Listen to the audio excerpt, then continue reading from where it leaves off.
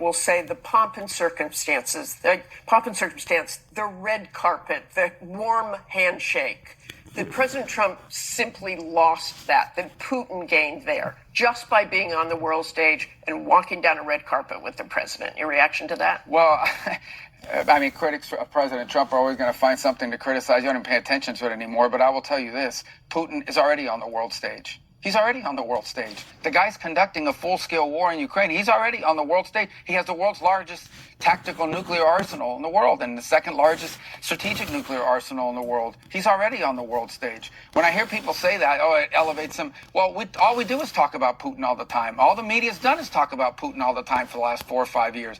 That doesn't mean he's right about the war. That doesn't mean he's justified about the war. Put all that aside. It means you're not going to have a peace agreement between Russia and Ukraine. You're not going to end a war between Russia and Ukraine without dealing with Putin. That's just common sense. I shouldn't even have to say it. Secretary Rubio, he doesn't just put the media in their place. He slams them right into the corner. And let's be honest, the press builds up Putin every time they try to tear down Trump. And now they're spinning this story about Europeans tagging along with Zelensky like it's some kind of security detail.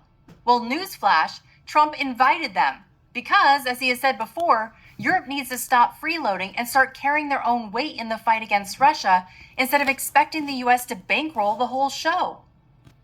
Rubio was also then pressed on possible concessions being made by Russia. Here's what he had to say. You can't have a peace agreement unless both sides make concessions. That's a fact. That's true in virtually any negotiation. If not, it's just called surrender.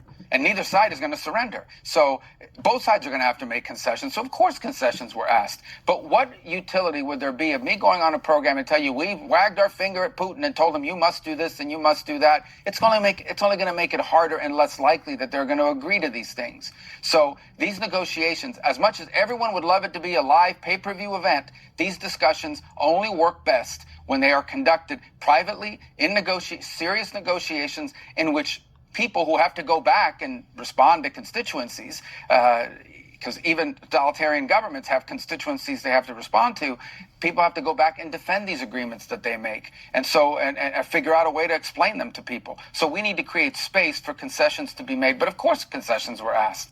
President Trump's envoy to the Middle East, Steve Witkoff, he went on CNN today and he laid out a concession that he says Russia is now willing to make, and this could be a massive game changer for Ukraine. Watch. In terms of Ukrainian security guarantees, you mentioned the Article 5 guarantee of NATO, an attack on one and it's an attack on all. Russia would allow that to happen? We were able to win the following concession.